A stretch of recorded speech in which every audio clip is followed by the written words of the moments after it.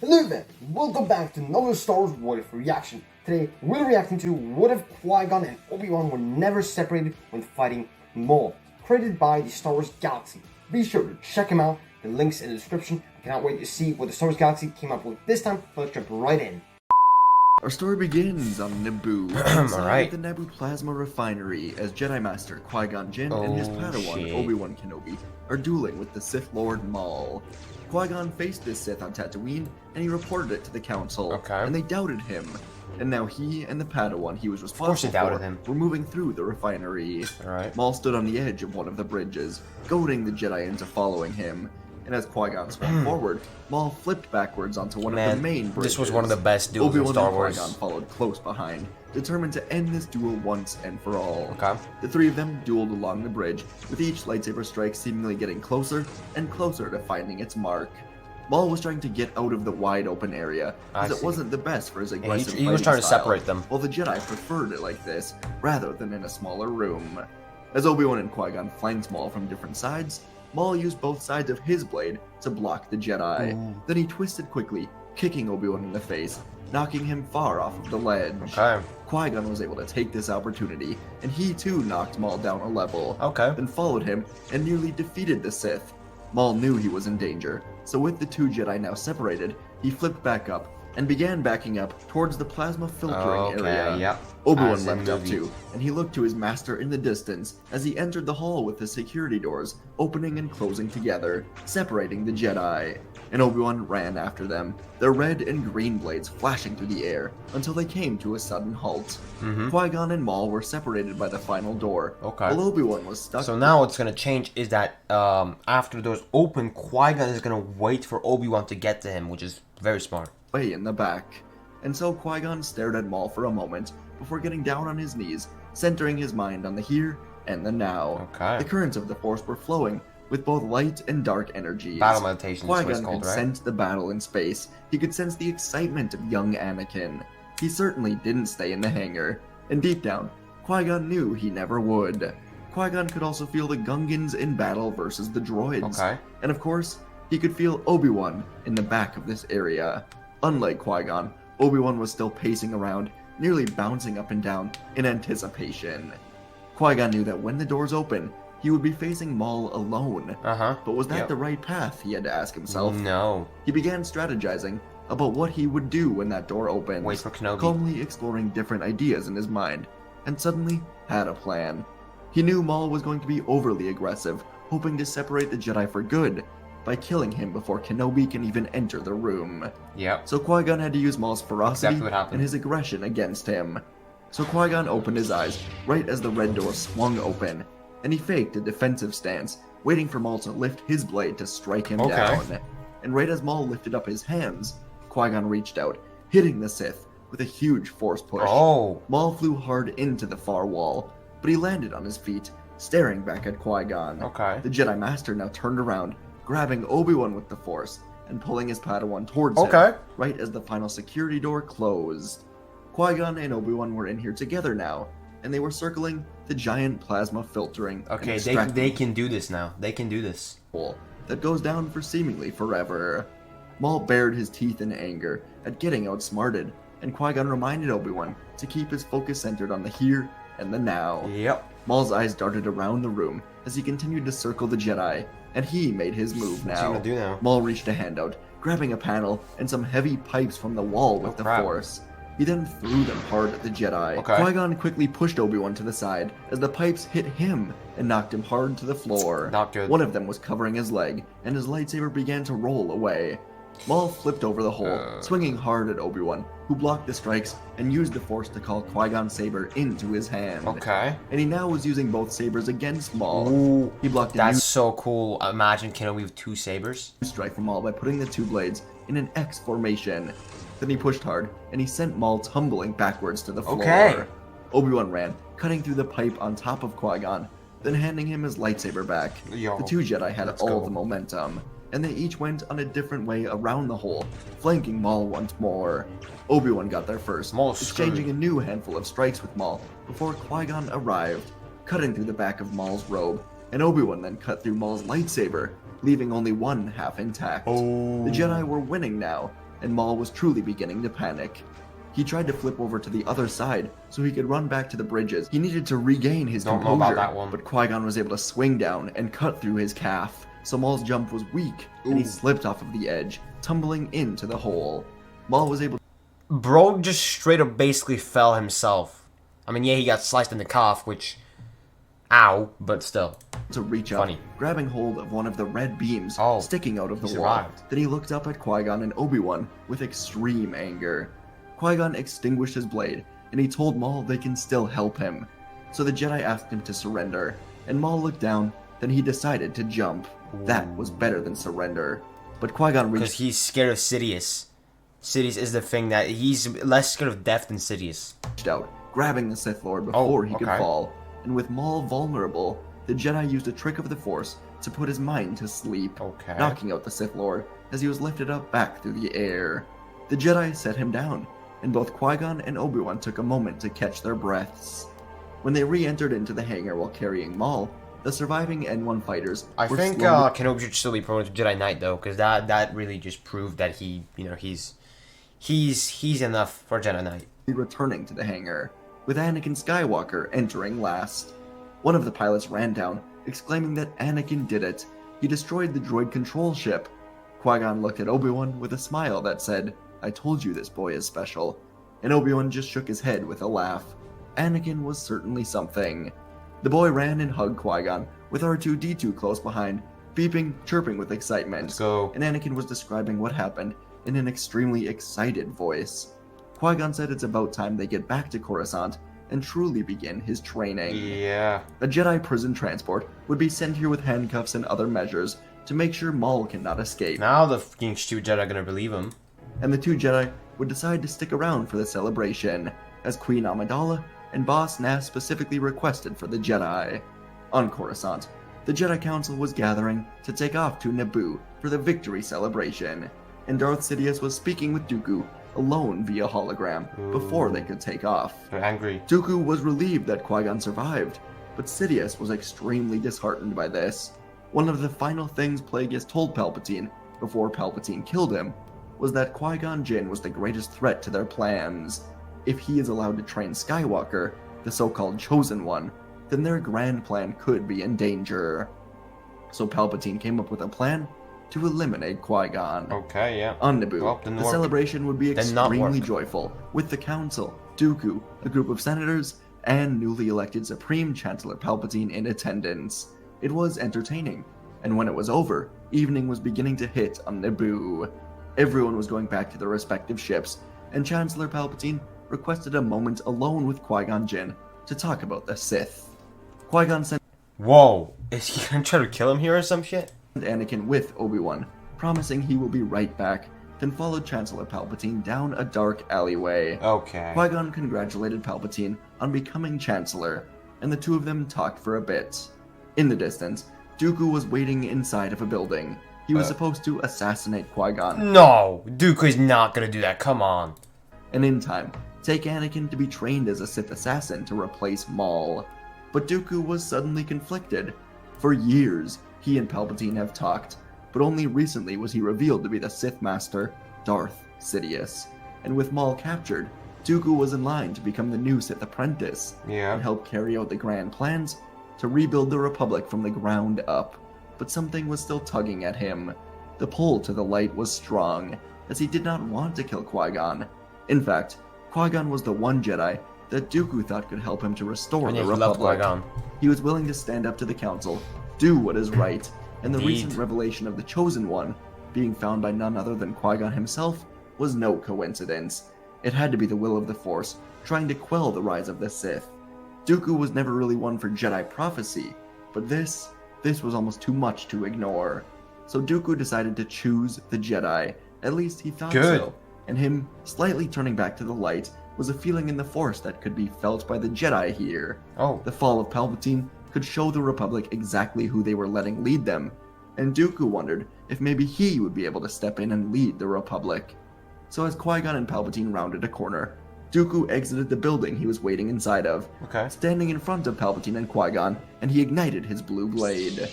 Qui-Gon was Qui-Gon's suddenly gonna be like, what the fuck is going on here? absurdly confused, and Dooku urged him to step away from the Chancellor. Qui-Gon ignited his green blade, and he asked Dooku to stand down. He doesn't know what is going on, but Qui-Gon said he must protect the Chancellor. But in a new, dark, venomous voice, Palpatine snarled that it is not he who needs protection. Qui-Gon realized something was up just a second too late, as lightning engulfed him as he was thrown to the ground, writhing in pain. Sidious was attacking him, and after a moment, the lightning ceased, and Darth Sidious urged Dooku to finish this. Kill Qui-Gon, and his journey to the dark side will be complete. Oh. Dooku's conflict rose up in him once more.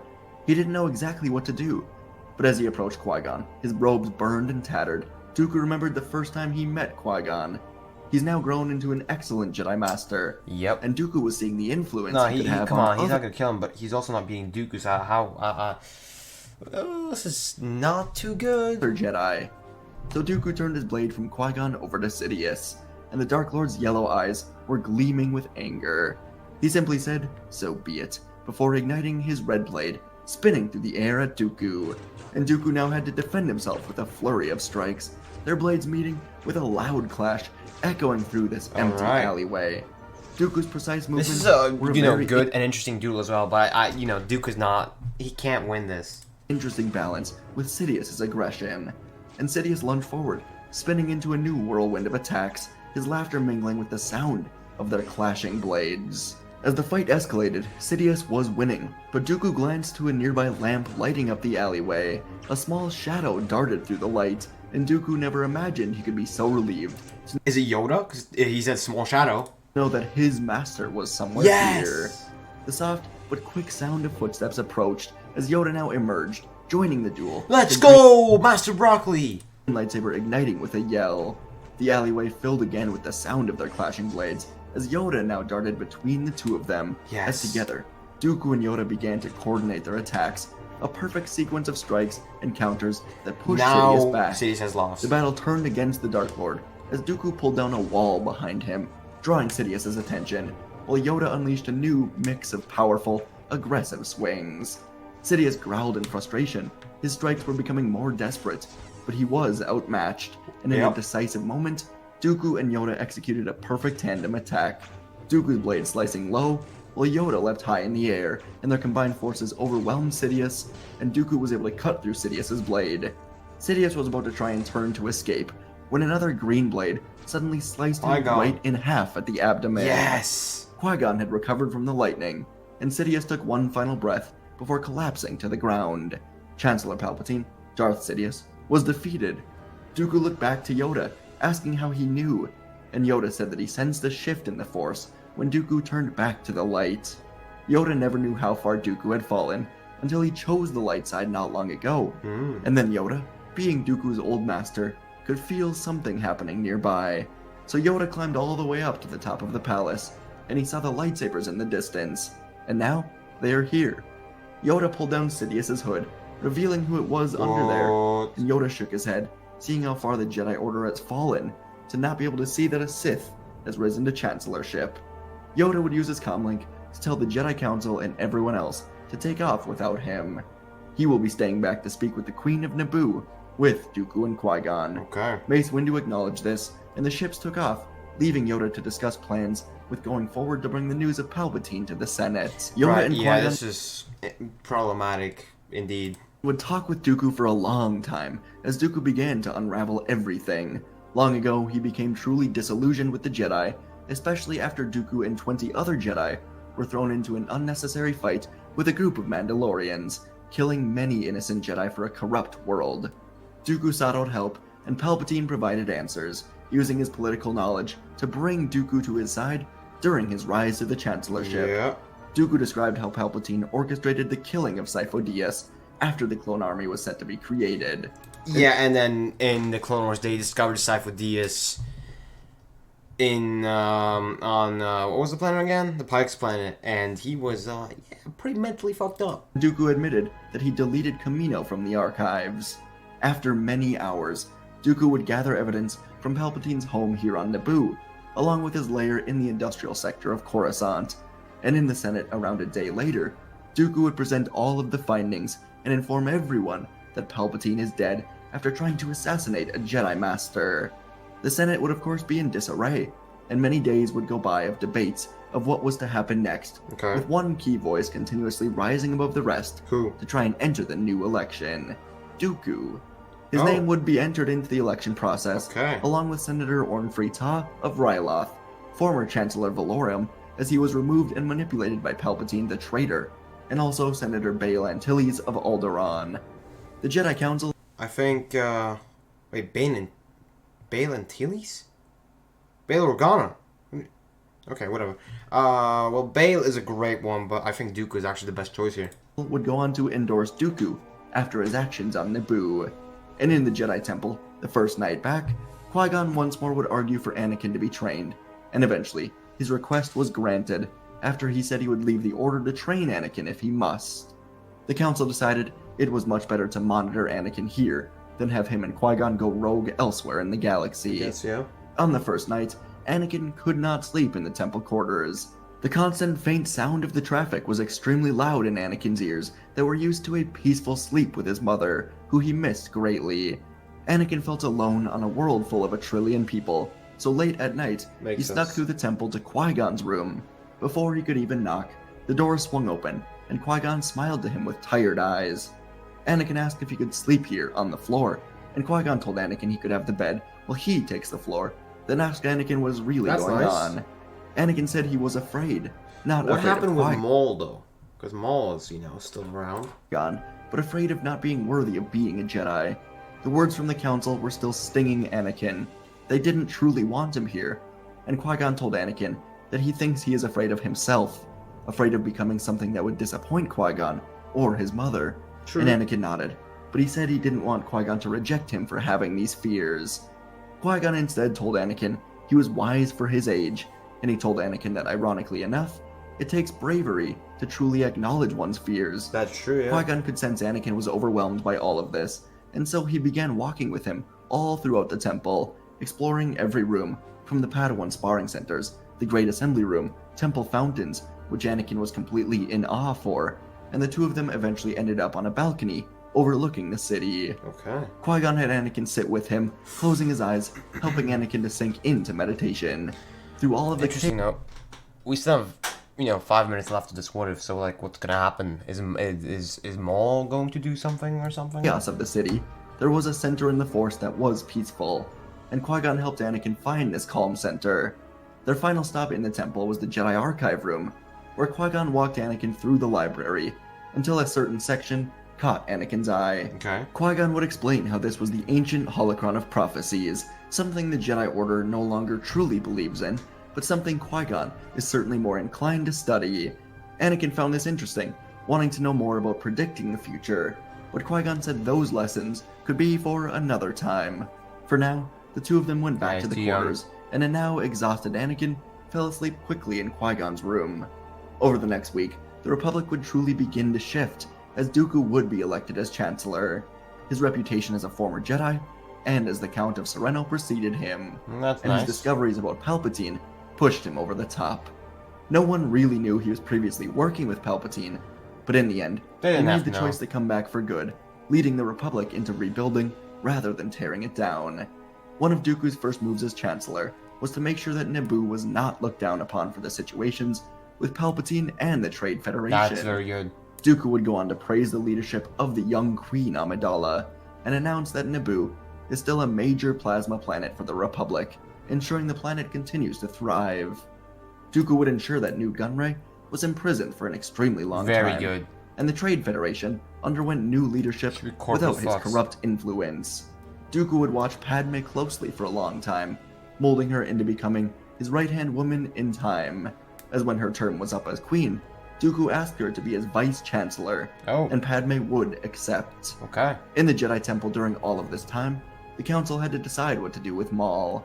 He was imprisoned, Yep, he's still heavily there. restrained, and it was clear that he was basically influenced, since he was only a child, to know nothing but hatred for the Jedi Order.